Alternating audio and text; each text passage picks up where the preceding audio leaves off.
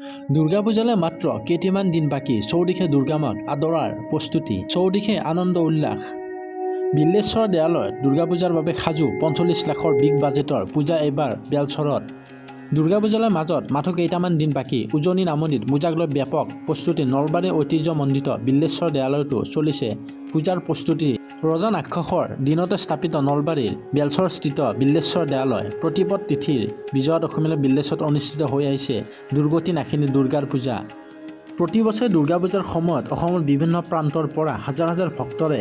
ভৰি পৰে বিল্লেশ্বৰ দেৱালয় এইবাৰৰ ৪৫ লাখৰ বাজেট নিৰ্ধাৰণ কৰিছে উদযাপন সমিতিয়ে বিল্লেশ্বৰত প্ৰতিপদৰ পৰা বিজয়া দশমীলৈ ৯ দিনীয়াকৈ চলে দুৰ্গা পূজা সম্পূৰ্ণ বৈদিক প্ৰথাৰে বিল্লেশ্বৰ দেৱালয়ত চলি আহিছে এই পূজা বিল্লেশ্বৰ দেৱালয়ৰ পূজাত নাথাকে মা দুৰ্গাৰ মূৰ্তি ইয়াৰ পৰিৱৰ্তে কলগছক দেৱী সজাই কৰা হয় পূজা অৰ্চনা নামনি অসমৰ অন্যতম শক্তিপীঠ হিচাপে চিহ্নিত বিল্লেশ্বৰ দেৱালয়ত চলে বলি বিধান দেৱী দুৰ্গাক সন্তুষ্ট কৰিবলৈ আমি পূজাত বিশেষকৈ দেৱী চৰণত বলি আগবঢ়ায় ভক্তৰ মনোবাঞ্ছা পূৰণ হোৱাৰ মানসেৰে দেৱী চৰণত বছৰ বছৰ ধৰি আগবঢ়াই অহা মহ বলি প্ৰথা আজিও আছে